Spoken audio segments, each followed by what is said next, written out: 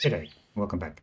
Today I'm returning to my series on corresponding squares, and I'm going to look at another position by a very famous endgame composer Grigoriev, which he prepared in 1830. I'm going to do a few more corresponding squares videos coming up, which I'm going to try and sort of just quickly focus on particular composers of particularly the late 19th and early 20th century, because they were doing amazing stuff on the chessboard without the ability of using a computer and so on, and came up with some really fascinating studies. And I think it's just a good way to look at the history of some of the endgame composers and learn a little bit about the chess milieu at that time. So we've seen Grigoriev before. We'll look at that position, by the way, on the thumbnail. But let me just switch over to my capture screen, and here is the Grigoriev Wikipedia page. You can see he is born in 1895, died very young, 1938. He got beaten up by the Russian secret police, apparently, and he was a very strong player as well as being a very strong composer. And you can see this description down there. He's Moscow champion 4 times. He played 2 people who later became world chess champions, Alexander Alekhine and Michael Botvinnik. So it just gives you a sense of the environment he grew up in. Obviously a strong player, and then at some stage he's kind of switched over to doing compositions. It says he has about 300, which he's done mainly in pawn endgames. And the couple of positions I've done already using Grigoriev were actually pawn endgames. And today we're going to look at another one. You can see for starters there's a few more here, which I will probably look at. This 1930 here one is very famous, so I've just got another 1931. Close that. Right, so here's the position we've got, and we're just going to quickly go through the lines to get to the position I want to analyze. And there is it's white to move. There's three sensible moves, and only one of them wins. Let's quickly look at the alternative lines. If white moves to b8, then black can draw, pushing his pawn. If it's taken, obviously then all the pawns get removed off the board, which is what white should do, because if white pushes his pawn, b3 will actually win. Black will now scoop up the c pawn and then b pawn and his pawn. So that is obviously king b8 is not a good move. Draws the best alternative there.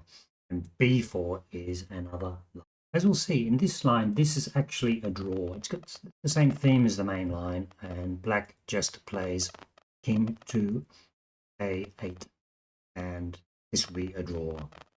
Black will just keep the option. White cannot escape from the 8th, and if he ever pushes his pawn, black's more likely to win just by taking and advancing his b, then becoming a c pawn. Now king to a5 is the main line, king to a6 sideline. The problem here is that if black goes that way, he doesn't want to do king to a6, he wants to do king to a5, which is a tricky little move. And just to show you the variance here, if white plays king b7, which is very kind of think that's the logical move, then black can now play b4. If it's taken, obviously the exchange is off, and c4 is played, then that's amazing. It's actually stolen. So that's the trick. Black is able to use into a5. Now what happens? b6, then it will be b4, the line we just saw. So black's only move here is to push his pawn. There's c4, and then king b6 will go in position. So I went through all those sidelines, which obviously worked out pretty accurately. This is the position I want to look at now from the correspondence perspective. Below white can retract, there's actually a very long series of what we would consider one of only moves for white to win from this position. So now what we've got here is we have the same situation I discussed earlier, where black is using the opposition to hold the right king to the 8th rank. And there's one problem, which as you look at this position, is that if you look at the square the lower pawn, you'll see there's actually sort of a missing area here, which black not go into 8 square. which is pawn. So that's the trick. That's the trick with that solution.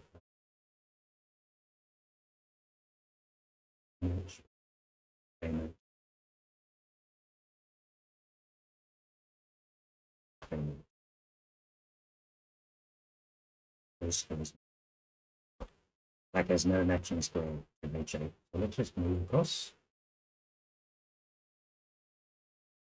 See what happens. Yeah.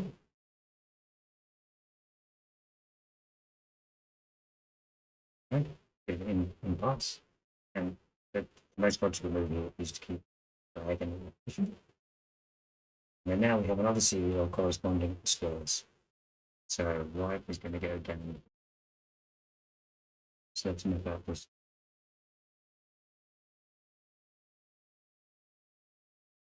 Six. H6.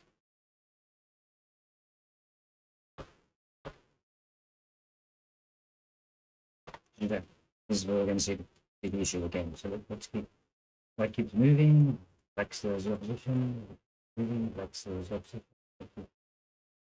So now black can't exit the square once again, and we'll have to factor. So there's actually so now the actual continuation may vary. You have to page 3. Here's a simple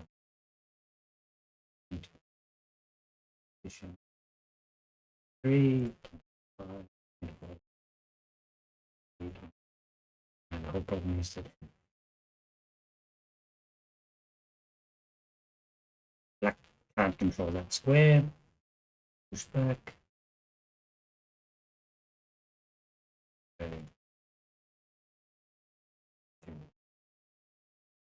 Push his pawn and win.